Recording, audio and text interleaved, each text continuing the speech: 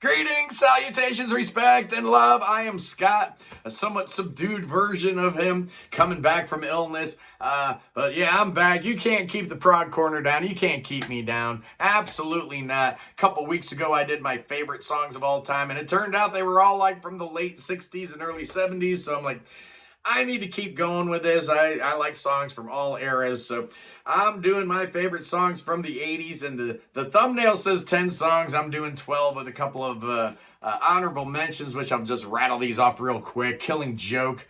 The War Dance off their first album, 1980. Just amazing. Psychedelic Furs. Dumbwaiter off their second album, Talk, Talk, Talk, 1981, produced by Steve Lillywhite. Just incredible. Iron Maiden, Power Slave, 1984, Bruce Dickinson's greatest achievement as a human being, one of the greatest metal songs ever written. Angry Samoans, back from Samoa, there was a song called The Ballad of Jerry Curlin in 1982. Check it out if you don't know it. If you do know it, you know exactly what I'm talking about, man. From San Francisco, a band named Translator dropped an album in 1982 called Triggers and Heartbeats, and the hit off there was called Everywhere That I'm Not. Just mind-blowingly great. And finally, The Waitresses, 1980. I Know What Boys Like, Patty Donahue. I love them so much. But here we go. This is my top 12 favorite songs from the 80s, and at number 12, also from that San Francisco area, I guess, we've got Romeo Void with Never Say Never. Oh, man, 1981. This band had dropped an album earlier in 81 that, you know, I had heard and I liked, but then the EP came out produced by Rico Kasich, and that single, Never Say Never, I Might Like You Better If We Slept Together. Oh, what a riff. Oh, yeah, that hook just gets you going, and the sound is so cool, man. Such a really unique stew of post-punk. Just love it. Deborah Ayal, what a great singer. At number 11, here's the shortest song on the list. It's 31 seconds long. Came out in 1981 off the Minutemen's debut album, The Punchline.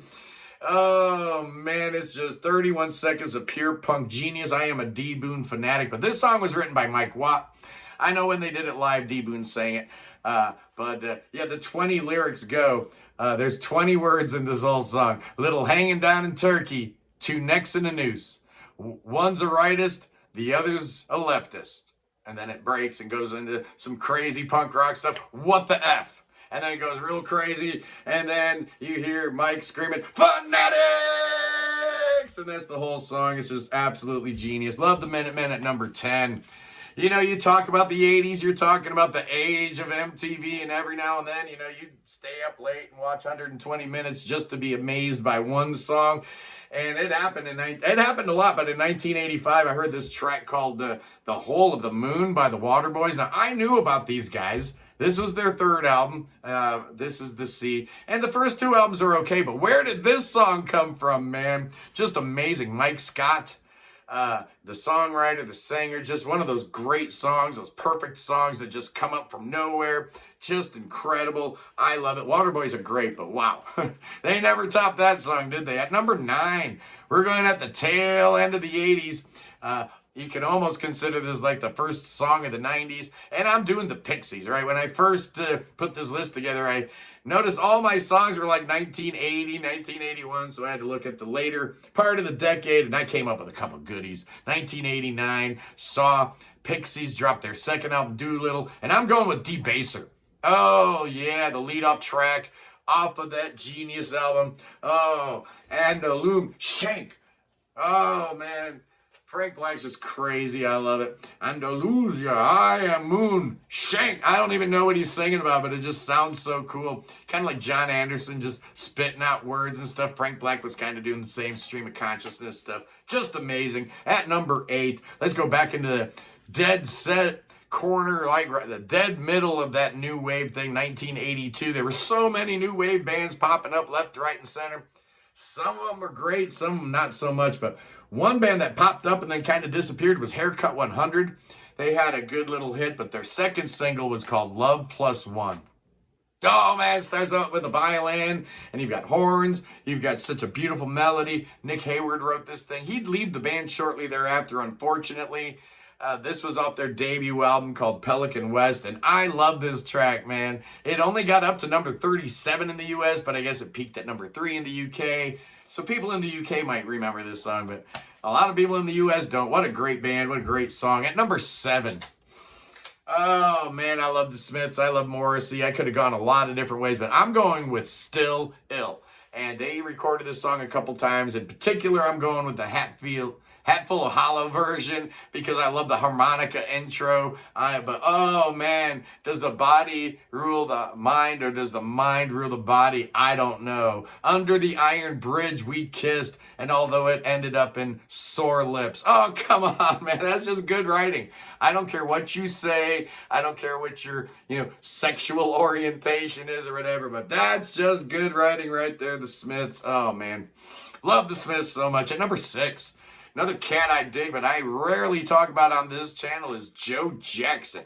Right in 1982, dude dropped his 5th album, Day and Night, and it had that big Steppin' Out song on there. That was a big hit for him. But, man, the ballad Breaking Us in Two. Oh, man.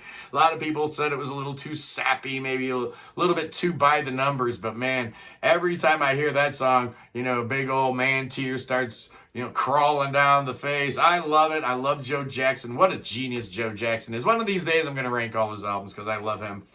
At number 5, one of the greatest bands of all time. They can't be ignored on this list. Absolutely not. It's XTC. And again, I was thinking about like Respectable Street or, Senses Working Overtime. But I kind of want to go a little later in the decade. I want to mix it up a little bit. So I'm going with the Mayor of Simpleton because the other day, I was watching YouTube and some bass players like learning how to play Colin Moulding's bass line. And that is the big money maker on this song is that bouncy, incredible bass line by Colin Moulding, combined with Andy Partridge's self-effacing lyrics. Just amazing. This is absolutely the perfect distillation of everything XTC did and did well. Great lyrics, great songwriting, amazing arrangement.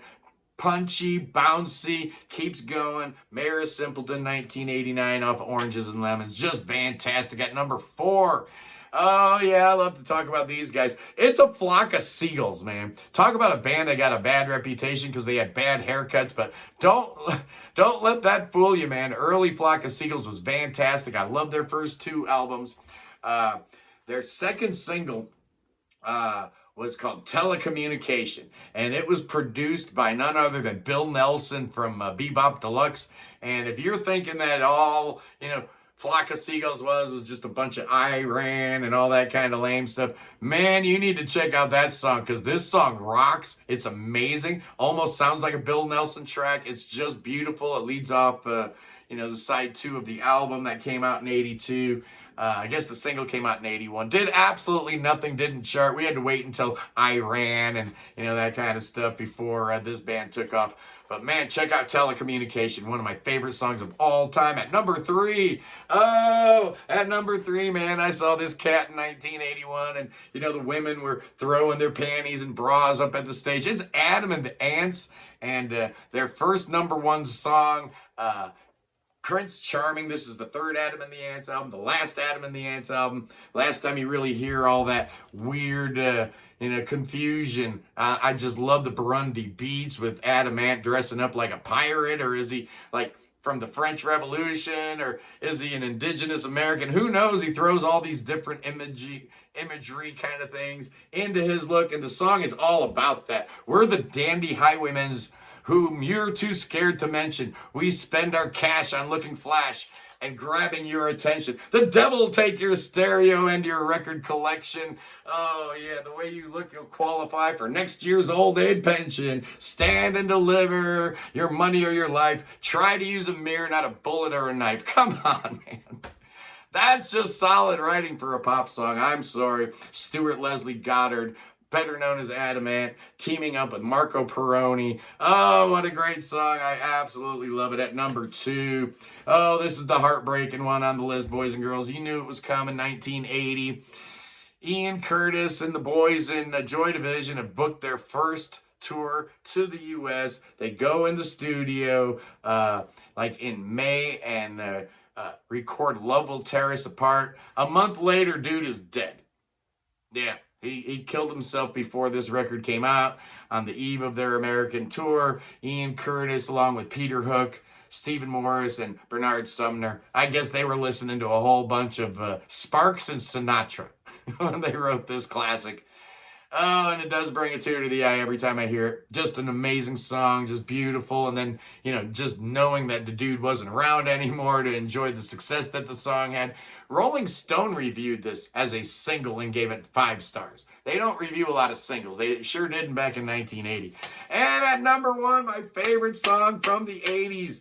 Oh, I love this track so much. I was working in a record store, and we got a hold of something called C81, which was a Rough Trade NME collaboration of a bunch of weird bands like Screedy Politi and The Beat and Pere Ubu and Cabaret Voltaire and Ian Dury and the Buzzcocks and Robert Wyatt, Joseph F. Red Crayola, and some band called Aztec Camera. On side 1, like the 5th track on side 1, there was a song called We Could Send Letters.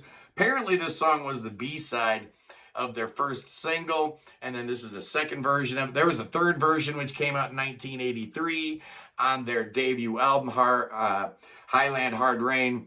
But I'm focusing on that C81 version, man. Oh, the chord progression, just the sheer beauty. Dude, Roddy Frame was 16 years old when he wrote this song. He was 17 years old when they released this thing, and it's one of the greatest songs I've ever heard in my life, written by a 16-year-old. It's insane. It's absolutely nuts. I love this song. I love Aztec Camera. Yeah, that first album was great. The second album, Knife, got produced by Mark Knopfler, and then it kind of fell apart thereafter. But the first 2 Aztec Camera albums, man, you need to check them out if you don't know them already. Just amazing stuff. And that, my dear friends, is my wrap-up of my favorite songs from the 80s. Join me tomorrow as I talk about the brand new album from Spock's Beard. Oh, yeah, it's called Archaeoptimist. And it's a good one, so join me then as we talk about some brand new prog. Anyway, boys and girls, I'm glad to be back. Glad to be feeling a little bit better. Do me a favor, hit the subscribe button if you haven't already, because for some reason, sub counts are down, just like view counts are down a little bit. So we're not going to worry about that. We just keep doing what we do and let YouTube figure it out with their, genius algorithms and stuff like that. I just do what I do. I love you guys. Peace in the Middle East. Free Tibet. Free Ukraine. Free your mind. Free beer. Subscribe to the Prog Corner. And God save King Chucky. Save King Charles III. Oh, I think he's the third one, too. Oh, the second one got his head chopped off. So, yeah, I guess he's the third one. But he's got that cancer, so bring him over here. Make him swim to America. Oh, yeah. Swim like Mark Spitz. Oh, wait a second. He was the 70s. Michael Phelps. No, I don't know who was a swimmer in the 80s, but you know what I do know? I know that Billy Bob's got some snakes. Oh, yeah, he does. We're going to dance with some snakes because I'm feeling better today. Oh, yes, indeed, boys and girls. I love you, and I'll see you tomorrow. Peace.